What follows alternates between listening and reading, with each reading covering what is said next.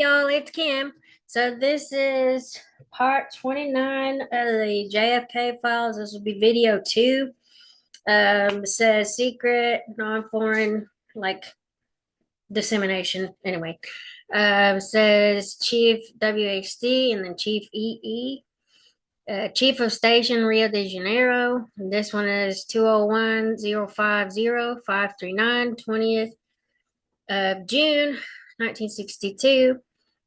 B-Docs, operational SM Edify, information concerning Tad Zulk, 201-050-539, just at FYI. Attachment is SM Edify report concerning Thaddeus Zulk, which includes SM Edify's traces on Zulk. Station has the following information regarding Ignacy Sachs, who is mentioned in the attachment: bicuspid, or AL bicuspid, from AL bicuspid 5, 4th of May, 1961. Ultimate source, Heinrich Rankrowski, a former member of the Polish commercial mission in Brazil. Ignacy Sachs, upon his return from India, will not work in the Polish Ministry of Foreign Affairs, but will be reassigned to the Latin American section of the Polish Ministry of Foreign Trade. He recently wrote a report on Latin America based upon material contained in the South and Central American press. He reportedly had a falling out with his superiors in the Foreign Ministry, hence the transfer AL bicuspid from AL bicuspid 5, 30th of May, 1961. Ultimate source, Czesław Slowakiewicz, something like that. I'm sure I'm saying that wrong. Polish diplomat Ignacy Sachs, after a period of disgrace, has a new job, economic assistant for underdeveloped countries in Department 3 of the Ministry of Foreign Trade. And this is Frederick L. Rowski. The attached info was not read to the FBI. Whatever. I hate when they write in cursive like that. I learned cursive, but sometimes it's hard to read it. Okay. The station copies of the original reports on Zulk have been destroyed. I attach, however, a memorandum consisting of selected entries from his card. All the information is from the same source, a Polish immigrant who knew Zulk's personally and also had informants in the Polish embassy. There is little doubt that Zulk was pro-communist at the time and that he cooperated with Ignacy Sachs, a cousin who was employed by the press section of the Polish embassy, and provided him with information. It would, however, be unwise to jump to the conclusion that this collaboration took the form of espionage, since Zulk does not seem to have made any secret of the relationship. I can find no evidence that Ignacy Sachs was an intelligence officer, but he seems to have been an active propagandist. He returned to Poland in 1954. A report from the same source, dated June 1956, stated that he then occupied the Brazilian desk at the Polish Institute for Internal Affairs or International Affairs. Let's see here. And then Tad Zulk, born around 1926. I think I've already read this one. Basically, he's a New York Times writer. Yeah, we've read this one before. I'll put this in the comment section or the description, and that way you can go through there. Yeah, Drew Pearson and the Shah of, whatever, Persia. Okay.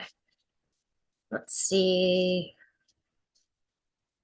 I want to do this one because it's basically talking about the same guy. I think I've done this one too. These look like some of the same ones. Ugh, I hate that. I'm just trying to find something different in there. This has 17 pages. Let me go ahead. Let me look and see if there's a one page. Okay, so secret identification of sensitive source. The sensitive source cited in paragraph 4, page 29, book 5, final report of SSC, to study governmental operations, was an audio operation against the Cuban embassy in Paris, France, encrypted UN Sierra. It is defunct and the files are retained in archives in Warrington. The French desk will order for us, if needed, a copy of the reference communication PARI 1664 IN 69266 dated 27th of November 1963 is attached. It was located in volume 4 of Rolando Cubella's official file 201 252 234 UN Snafu 12, cited in paragraph 3 of that cable is Marta Freid, a Cuban alternate delegate to UNESCO and an unwitting FI source at that time. Please note that a copy of this cable was provided to Mr. Breckinridge to carry to a meeting on 11th of June 1976 with Senator Hart and Schweiker, Chris Hopkins, LAD Task Force, JFK. Some of these I'll do separate. This one I think also has that Zulk guy in here. So anyways, it's eyes only. Let's see, secrets, Madrid, director info, London, Lisbon, KM Stone, and PH, MNH or whatever, Lankett, Nikki Zulk, still in Madrid as of 17th of February. She told Coleman, QU Coleman, 1, she has been in Cuba 3 times. Last time during International Women's Conference. While there, she claimed to be working as advisor for MINREX counterintelligence section. She said Cubans gave her access to all info they had on CIA activities around the world. Said she was paid salary and had car and chauffeur at her disposal. Zulk also told Q1 she had worked very closely with AG on preparations for his book. Said she and Weissman and AG were very angry with John Marks for publishing his book, How to Get a Spook or How to Spot a Spook. They told him this would only alert CIA to change its tactics, but Marks published book anyway, and they now consider him a traitor. Traitor? Okay. Secret, sensitive. All right. This is 2 pages. I'll probably do this separate video for this one. I'm just trying to get some of the 1 and 2 pagers out of here. All right, Chief WA, Chief of Station JM Wave, contact report, identity A, section request, see paragraph 4. Identity A, a wealthy and prominent New Orleans businessman, was recommended to JM Wave and made available by headquarters. He had been cleared by headquarters for JM Wave use under date 15th of December 1962, and I guess director at 05291. Identity A was initially contacted for JM Wave by Eli A. Saxshell, who was introduced to him by the New Orleans KU Jump Office on 27th December 1962. The JM Wave cover situation was discussed with Identity A by Saxdale, and Identity A's assistance was requested. Identity A was first enlisted as the president of Y.O. Koff, a JM Wave cover company, also cleared and used as officers of Y.O. Koff or Identity D and Identity E.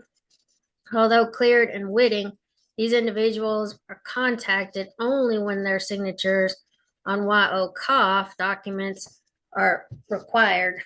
All contact normally being with Identity A.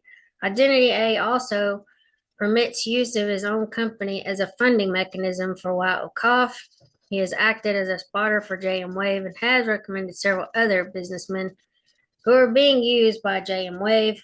He has also made available several oil companies in which he owns interests for use in backstopping cover of JM Wave operational vessels. It is known that he's used by headquarters for several JB Echo activities. Identity A is contacted several times each month by JM Wave. Identity A has met Rufus E. Mangrel and Colin R. Halgrind, as well as Eli A. Sackshell. He knows Y.O. Koff, Y.O. Aft, and the JM Wave operational vessel Identity B. He knows a Miami attorney Identity C participates in JM Wave activities. So far as is known, he knows no other JM Wave personnel or assets. It is requested that a 201 number be assigned Identity A and that it be made known to JM Wave, Andrew Reutman, seen that name before. This is May 12th, 1965, and date of dispatch, May 19th, 1965. Under separate cover to UFGA 21422, so that's the same numbers here. Identities is Alfred J. Morin, 8422 South Claiborne Avenue, New Orleans, Louisiana. Business is 909 South Broad Street, New Orleans, Louisiana. And identity B is MV Barb. Identity C is James Costello. Identity D is Glenn E. Magnuson, and then identity E is Robert T. Nisette. Okay, let's see what this has in it. Let's see. Past oral info to Mr. Kit Cossack. The FBI was given a report in London.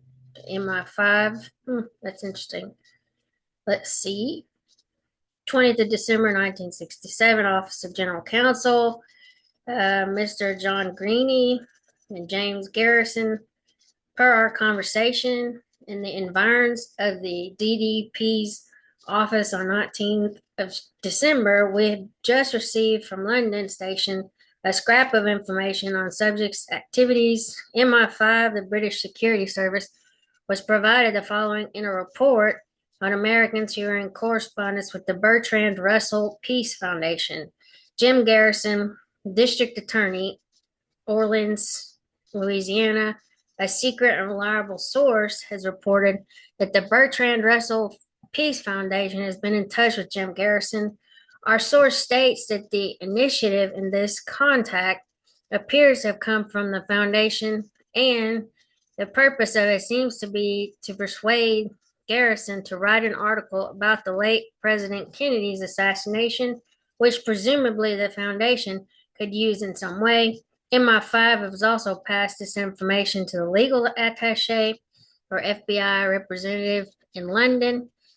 I would stress that MI5's source is very sensitive and requests that this office be advised in advance if any executive action is to be taken on the basis of the above information. And Philip F. Fendig, and this is secrets. I think that's pretty much all of them, but I'll get these loaded up and then I'll maybe record a little bit other stuff today and get the rest of these loaded in sometime this week. Anyway, talk to you later. Bye.